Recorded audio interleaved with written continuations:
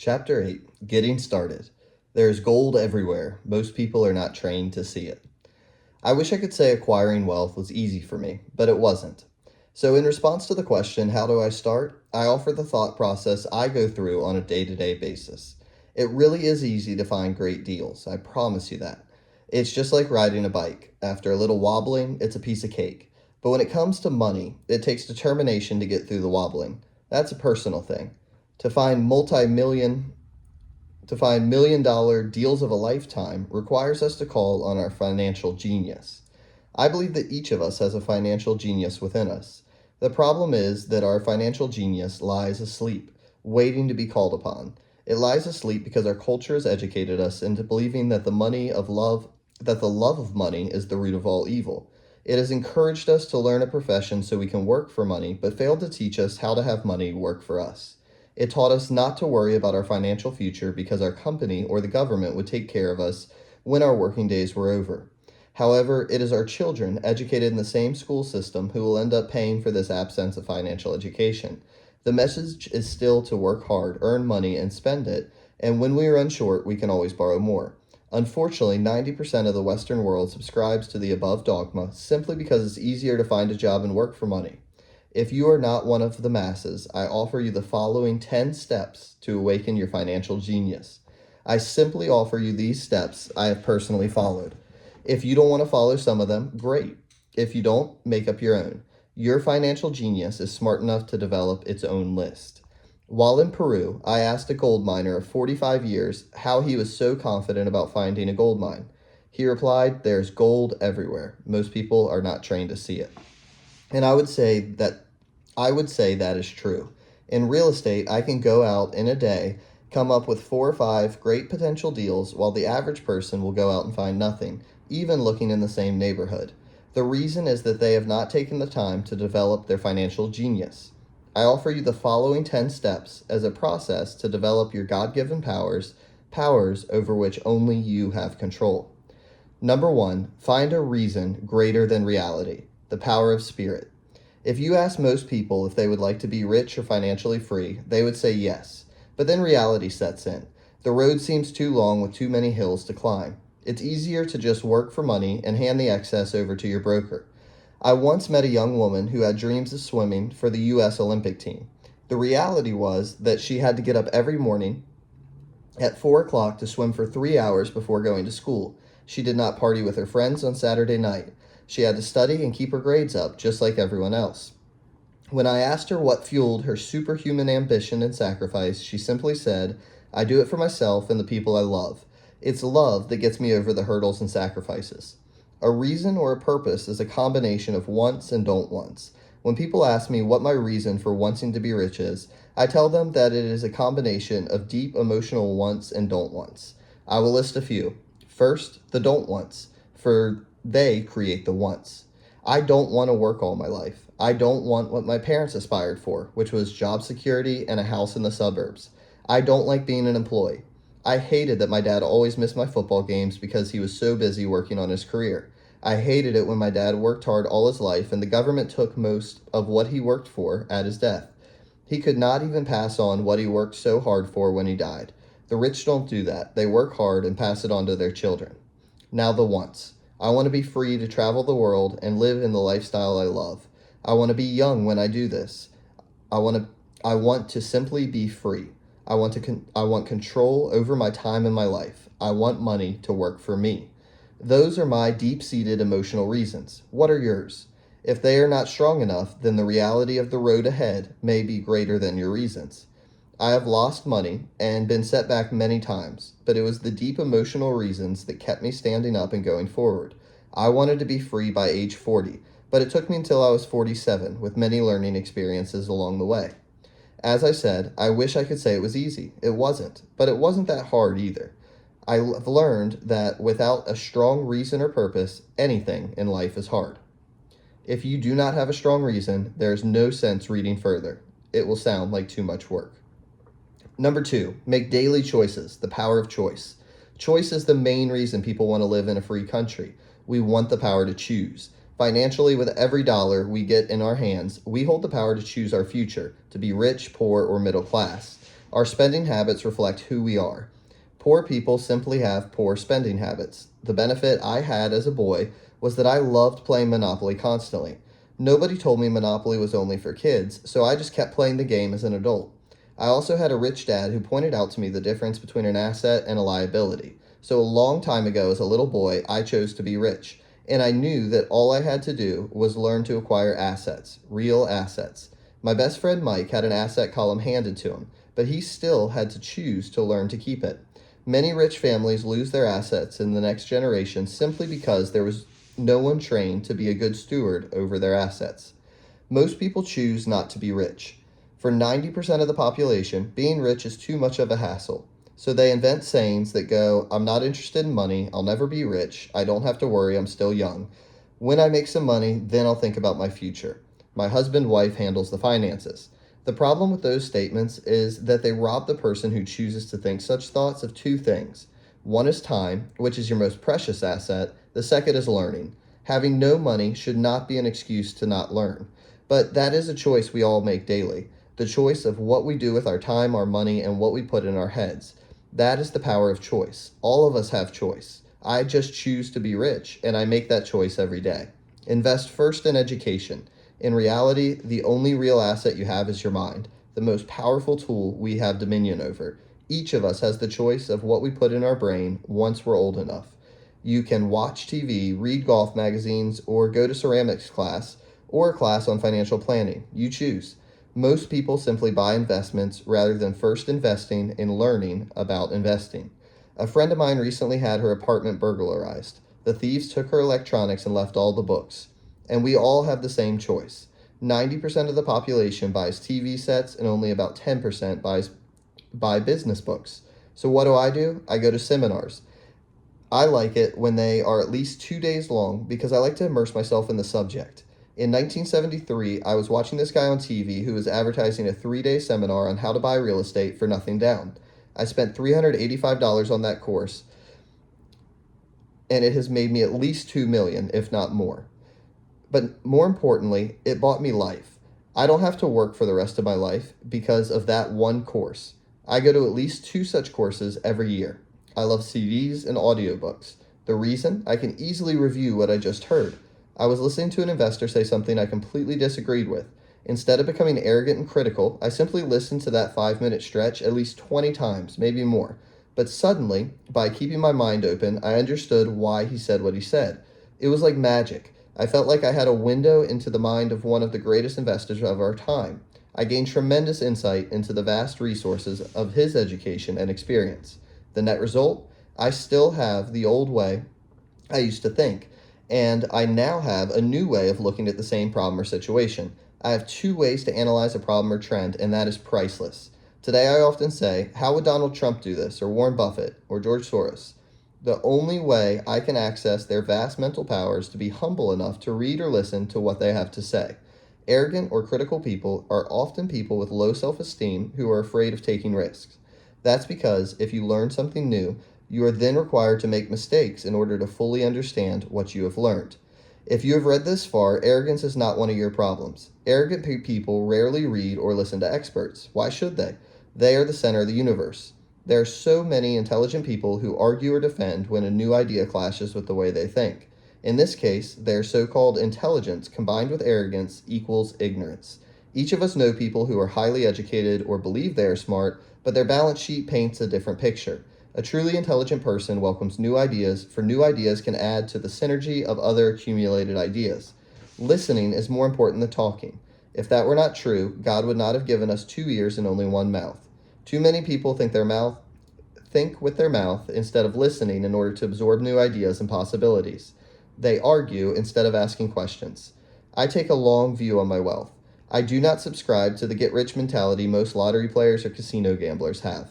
I may go in and out of stocks, but I am long on education. If you want to fly an airplane, I advise taking lessons first. I am always shocked at people who buy stocks or real estate but never invest in their greatest asset, their mind. Just because you bought a house or 2 does not make you an expert at real estate. Number 3, choose friends carefully. The power of association. First of all, I do not choose my friends by their financial statements. I have friends who have actually taken a vow of poverty, as well as friends who earn millions every year. The point is that I learn from all of them. Now, I will admit that there are people I have actually sought out because they had money, but I was not after their money, I was seeking their knowledge. In some cases, these people who had money have become dear friends.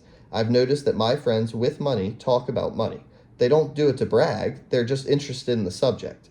So I learn from them, and they learn from me. My friends who are in dire financial straits do not like talking about money, business, or investing. They think it rude or unintellectual. So I also learn from my friends who struggle financially. I found out what not to do. I have several friends who have generated over $1 billion in their short lifetimes. The three of them report the same phenomenon. Their friends who have no money have never come to them to ask how they did it, but they do come asking for one of two things, or both, a loan or a job. Warning: don't listen to poor, frightened people. I have such friends, and while I love them dearly, they are chicken littles of life. To them, when it comes to money, especially investments, it's always the sky is falling, the sky is falling. They can always tell you why something won't work. The problem is that people listen to them.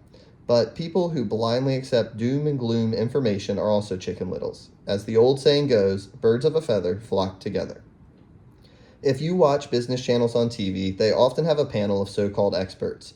One expert will say the market is going to crash, and the other will say it's going to boom. If you're smart, you listen to both. Keep your mind open because both have valid points. Unfortunately, most poor people listen to Chicken Little. I've had many close friends try to talk me out of a deal or an investment. Not long ago, a friend told me that he was excited because he found a 6% certificate of deposit. I told him I earned 16% from the state government. The next day, he sent me an article about why my investment was dangerous. I've received 16% for years now, and he still receives 6%. I would say that one of the hardest things about wealth building is to be true to yourself and to be willing to not go along with the crowd. This is because in the market, it is usually the crowd that shows up late that is slaughtered. If a great deal is on the front page, it's too late in most instances. Look for a new deal. As we used to say, as surfers, there is always another wave. People who are in a hurry and catch a wave late usually are the ones who wipe out. Smart investors don't time the markets. If they miss a wave, they search for the next one and get themselves in position. This is hard for most investors because buying what is not popular is frightening. Timid investors are like sheep going along with the crowd, or their greed gets them in when wise investors have already taken their profits and moved on. Wise investors buy an investment when it's not popular. They know their profits are made when they buy, not when they sell. They wait patiently. As I said, they do not time the market. Just like a surfer, they get in position for the next big swell. It's all insider trading. There are forms of insider trading that are illegal, and there are forms of insider trading that are illegal. But either way, it's insider trading. The only distinction is, how far away from the inside are you? The reason you want to have rich friends is because that is where the money is made. It's made on information. You want to hear about the next boom, get in and get out before the next bust. I'm not saying do it illegally, but the sooner you know, the better your chances for profits with minimal risk. That is what friends are for, and that is financial intelligence. Number 4, master a formula and then learn a new one. The power of learning quickly. In order to make bread, every baker follows a recipe, even if it's only held in their head. The same is true for making money. Most of us have heard the saying, you are what you eat. I have a different slant. I say, you become what you study. In other words, be careful what you learn because your mind is so powerful that you become what you put in your head. For example, if you study cooking, then you tend to cook. If you don't want to be a cook anymore, then you need to study something else. When it comes to money, the masses generally have one basic formula they learn in school, and it's this: work for money. The predominant formula I see in the world is that every day millions of people get up, go to work, earn money, pay bills, balance checkbooks, buy some mutual funds, and go back to work. That is the basic formula or recipe. If you're tired of what you're doing, or you're not making enough, it's simply a case of changing the formula via which way you make money. Years ago, when I was 26, I took a weekend class called How to Buy Real Estate Foreclosures. I learned a formula. The next trick was to have the discipline to actually put into action what I learned. That is where most people stop. For 3 years while working for Xerox, I spent my spare time learning to master the art of buying foreclosures. I've made several $1,000,000 using that formula. So after I mastered that formula, I went in search of other formulas. For many of the classes, I did not directly use the information I learned, but I always learned something new. I have attended classes designed for derivative traders, commodity option traders, and chyologists. It was way out of my league being in a room full of people with doctorates in nuclear physics and space science, yet I learned a lot that made my stock and real estate investing more meaningful and lucrative. Most junior colleges and community colleges have classes on financial planning and buying traditional investments. They are good places to start, but I always search for a faster formula. That is why, on a fairly regular basis, I make more in a day than many people will make in their lifetime. Another side note, in today's fast-changing world, it's not so much what you know anymore that counts, but because often what you know is old. It is often how fast you learn. That skill is priceless. It's priceless in finding faster formulas, recipes, if you will, for making dough.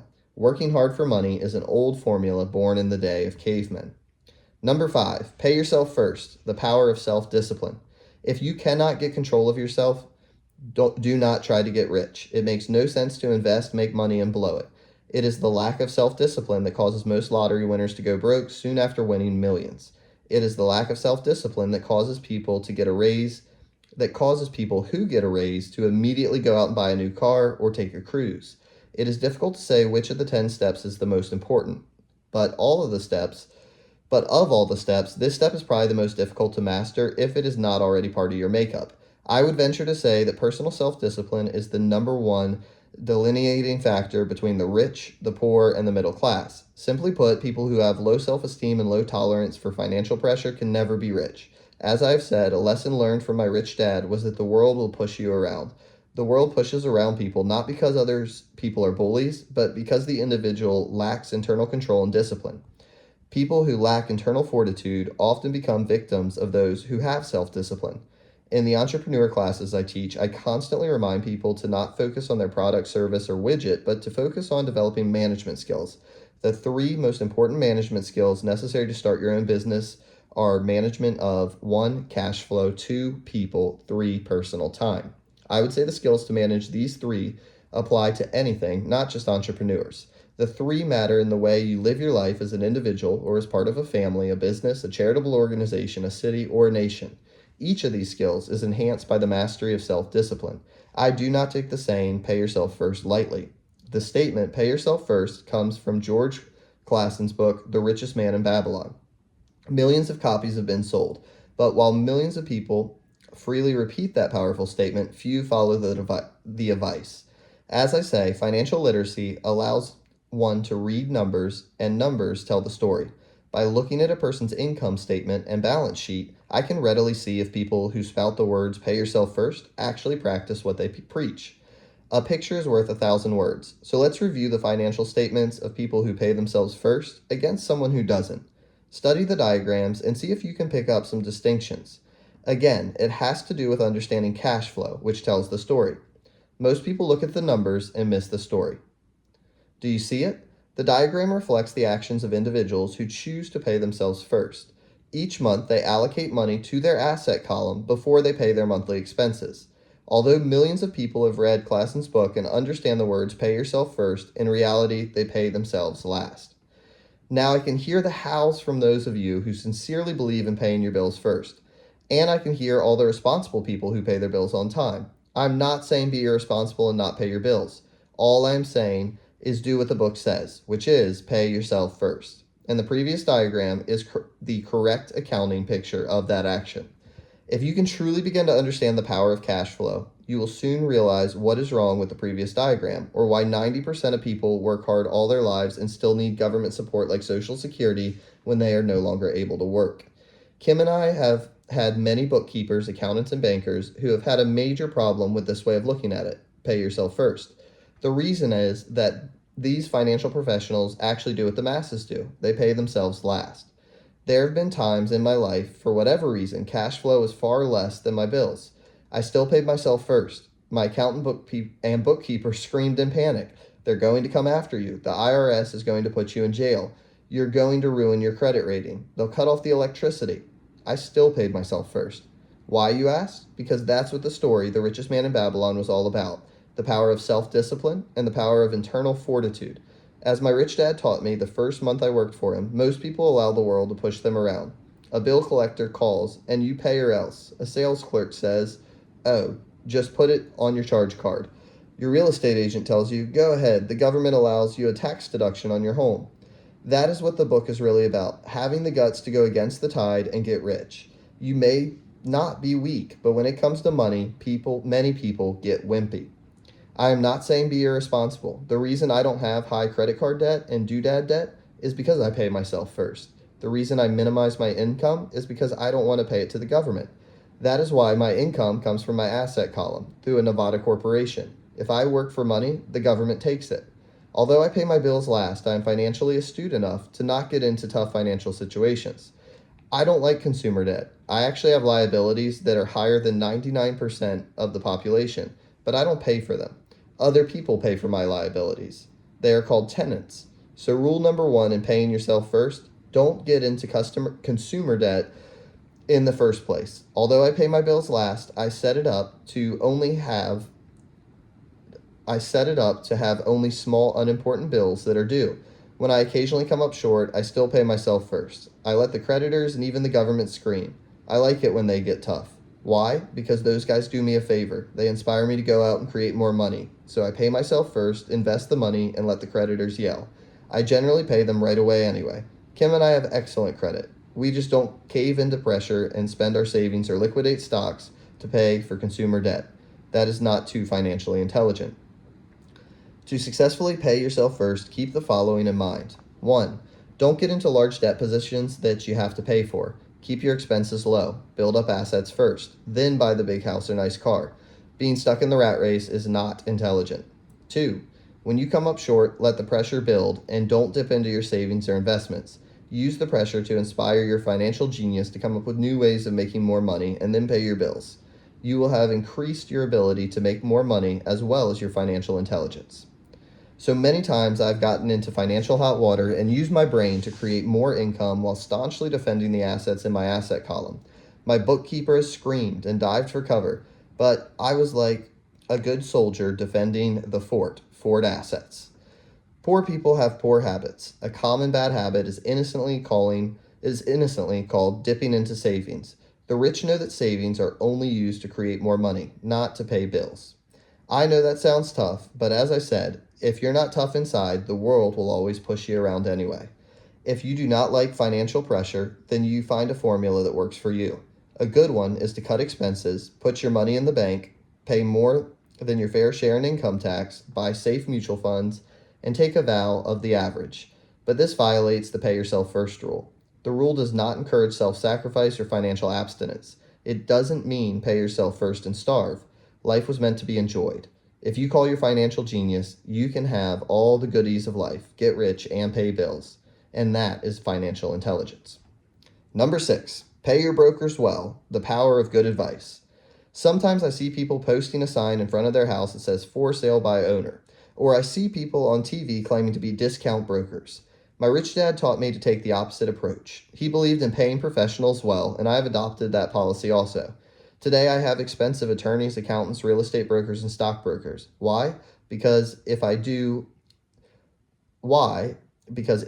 and I do mean if, the people are professionals, their services should make you money. And the more money they make, the more money I make. We live in the information age. Information is priceless. A good broker should provide you with the information as well as take the time to educate you. I have several brokers who do that for me. Some taught me when I had little or no money, and I'm still with them today. What I pay a broker is tiny in comparison with the kind of money I can make because of the information they provide. I love it when my real estate broker or stockbroker makes a lot of money because that usually means I made a lot of money. A good broker saves me time in addition to making me money. Like when I bought the vacant land for $9,000 and sold it immediately for over $25,000 so I could buy a Porsche quicker. A broker is my eyes and ears in the market. They're there every day, so I do not have to be. I'd rather play golf. People who sell their house on their own must not value their time much. Why would I want to save a few bucks when I could use that time to make more money or spend it with those I love? What I find funny is that so many poor and middle class people insist on tipping restaurant insist on tipping restaurant help 15 to 20%, even for bad service, but complain about paying a broker 3 to 7%. They enjoy tipping people in the expense column and stiffing people in the asset column. That is not financially intelligent. Keep in mind that not all brokers are created equal. Unfortunately, most brokers are only salespeople. They sell, but they themselves own little or no real estate. There is a tremendous difference between a broker who sells houses and a broker who sells investments. The same is true for stock, bond, mutual fund, and insurance brokers who call themselves financial planners. When I interview any paid professional, I first find out how much property or stocks they personally own and what percentage they pay in taxes. And that applies to my tax attorneys as well as my accountant. I have an accountant who minds his own business. His profession is accounting, but his business is real estate.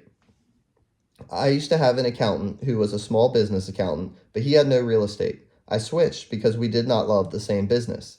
Find a broker who has your best interest at heart. Many brokers will spend the time educating you, and they could be the best asset you find. Just be fair, and most of them will be fair to you. If all you can think about is cutting their commissions, then why should they want to help you? It's just simple logic. As I said earlier, one of the best management skills is the management of people. Many people only manage people they feel smarter than and they have power over. Many middle managers remain middle managers, failing to get promoted because they know how to work with people below them, but not with people above them. The real skill is to manage and reward the people who are smarter than you in some technical area. That is why companies have a board of directors. You should have one too. That is financial intelligence. Number 7, be an Indian giver, the power of getting something for nothing. When the first European settlers came to America, they were taken aback by a cultural practice some American Indians had. For example, if a settler was cold, the Indian would give the person a blanket.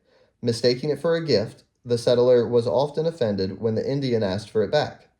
The Indians also got upset when they realized the settlers did not want to give it back. That is where the term Indian giver came from, a simple cultural misunderstanding. In the world of the asset column, being an Indian giver is vital to wealth. The sophisticated investor's first question is, how fast do I get my money back? They also want to know what they get for free, also called a piece of the action. That is why the ROI, or return on investment, is so important. The sophisticated investor's first question is, how fast do I get my money back? For example, I found a small condominium that was in foreclosure a few blocks from where I lived. The bank wanted $60,000 and I submitted a bid for $50,000, which they took, simply because along with my bid was a cashier's check for $50,000. They realized I was serious. Most investors would say, aren't you tying up a lot of cash? Would it not be better to get a loan on it? The answer is, not in this case. My investment company uses this condominium as a vacation rental in the winter months when the snowbirds come to Arizona. It rents for $2,500 a month for 4 months out of the year. For rental during the off season, it rents for only $1,000 a month. I had my money back in about 3 years. Now I own this asset which pumps out money for me month in, month out. The same is done with stocks. Frequently my broker calls and recommends I move a sizable amount of money into a stock of a company that he feels is about to make a move that will add value to the stock, like announcing a new product. I will move my money in for a week to a month while the stock moves up. Then I pull my initial dollar amount out and stop worrying about the fluctuations of the market because my initial money is back and ready to work on another asset. So my money goes in and then it comes out, and I own an asset that was technically free. True, I have lost money on many occasions, but I only play with money I can afford to lose. I would say, on an average of 10 investments, I hit home runs on 2 or 3, while 5 or 6 do nothing, and I lose on 2 or 3. But I limit my losses to only the money I have in at that time. People who hate risk put their money in the bank. In the long run, safe savings are better than no savings, but it takes a long time to get your money back, and in most instances, you don't get anything for free with it. On every one of my investments, there must be an upside, something for free, like a condominium, a mini storage, a piece of free land, a house, stock shares, or an office building. And there must be limited risk, or a low risk idea. There are books devoted entirely to this subject, so I will not talk about it here. Ray Kroc of McDonald's fame sold hamburger franchises not because he loved hamburgers, but because he wanted the real estate under the franchise for free. So wise investors must look at more than ROI. They look at the assets they get for free once they get their money back. That is financial intelligence. Number 8, use assets to buy luxuries, the power of focus. A friend's child has been developing a nasty habit of burning a hole in his pocket. Just 16, he wanted his own car. The excuse? All of his friends' parents gave their kids cars. The child wanted to go into his savings and use it for a down payment. That was when his father called me and then came to see me. Do you think I should let him do it, or should I just buy him a car? I answered, it might relieve the pressure in the short term, but what have you taught him in the long? Can you use this desire to own a car and inspire your son to learn something? Suddenly the lights went on and he hurried home. 2 months later, I ran into my friend again. Does your son have his new car? I asked. No, he doesn't, but I gave him $3,000 for the car. I told him to use my money instead of his college money. Well, that's generous of you, I said. Not really. The money came with a hitch. So what was the hitch? I asked. Well, first we played your cash flow game. We then had a long discussion about the wise use of money. After that, I gave him a subscription to the Wall Street Journal and a few books on the stock market. Then what? I asked. What's the catch? I told him the $3,000 was his, but he could not directly buy a car with it. He could use it to find a stockbroker and buy and sell stocks. Once he made $6,000 with the $3,000, the $3,000 would be for his car, and the $3,000 would go into his college fund. And what are the results? Well, he got lucky early in his trading, but lost everything a few days later. Then he got really interested. Today, I would say he's down $2,000, but his interest is up. He has read all the books I bought him, and he's gone to the library to get more. He reads the Wall Street Journal voraciously, watching for indicators. He's got only 1,000 left, but his interest in learning are sky high. He knows that if he loses that money, he walks for 2 more years. But he does not seem to care. He even seems uninterested in getting a car because he's found a game that is more fun. What happens if he loses all the money? I asked. We'll cross that bridge when we get to it. I'd rather have him lose everything now than wait till he's our age to risk losing everything. I'd rather have him lose everything now than wait till he's our age to risk losing everything. And besides, that is the best $3,000 I've spent on his education. What he is learning will serve him for life, and he seems to have gained a new respect for the power of money. As I said earlier, if a person cannot master the power of self-discipline, it is best not to get rich. I say this because although the process of developing cash flow from an asset column is easy in theory, what's hard is the mental fortitude to direct money to the correct use. Due to external temptations, it is much easier in today's consumer world to simply blow money out the expense column. With weak mental fortitude, the money flows into the paths of least resistance. That is the cause of poverty and financial struggle. The following example illustrates the financial intelligence needed to direct money to make more money. If we give 100 people $10,000 at the start of the year, I believe at the end of the year, 80 would have nothing left. In fact, many would have created greater debt by making a down payment on a new car, refrigerator, electronics, or a holiday.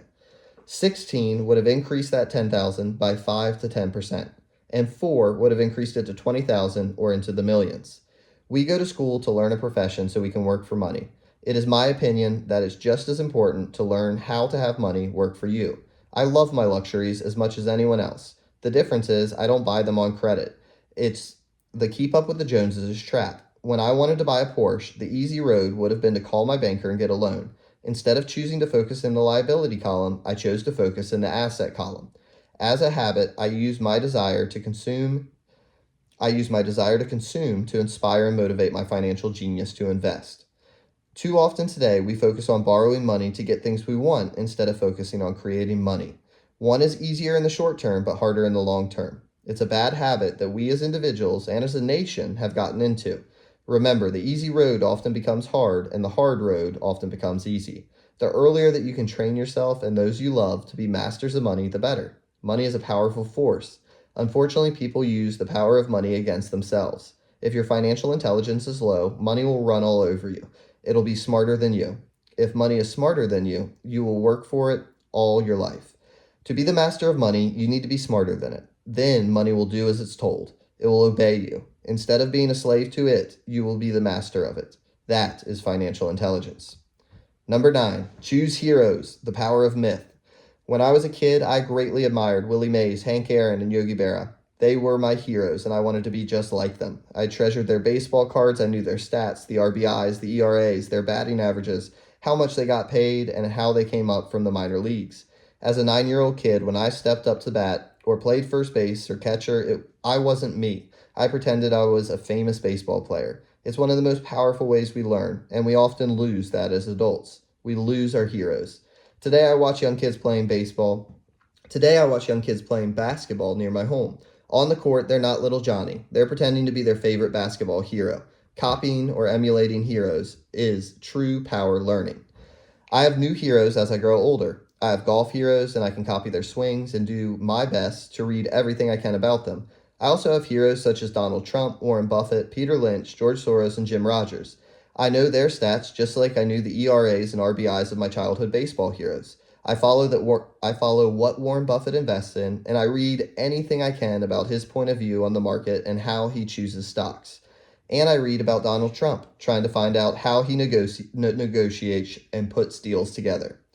Just as I was not me when I was up to bat, when I am in the market or negotiating a deal, I am subconsciously acting with the bravado and confidence of Trump.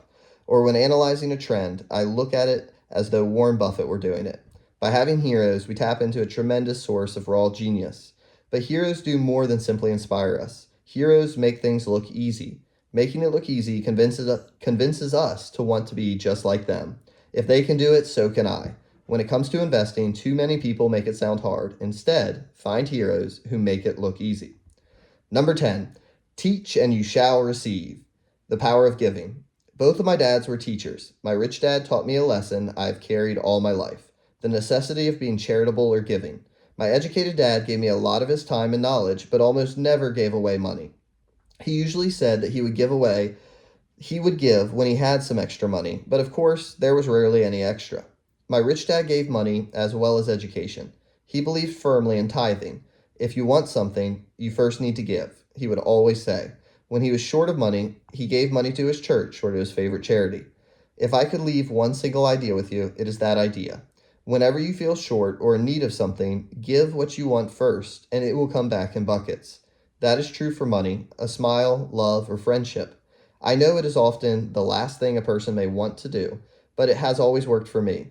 I trust the principle of reciprocity is true, and I give what I want. I want money, so I give money, and it comes back in multiples. I want sales, so I help someone sell something, and sales come to me. I want contacts, so I help someone else get contacts. Like magic, contacts come to me. I heard a saying years ago that went, God does not need to receive, but humans need to give. My rich dad would often say, poor people are more greedy than rich people. He would explain that if a person was rich, that person was providing something that other people wanted. In my life, whenever I felt needy or in short of money or short of help, I simply went out or found in my heart what I wanted and decided to give it first. And when I gave, it always came back.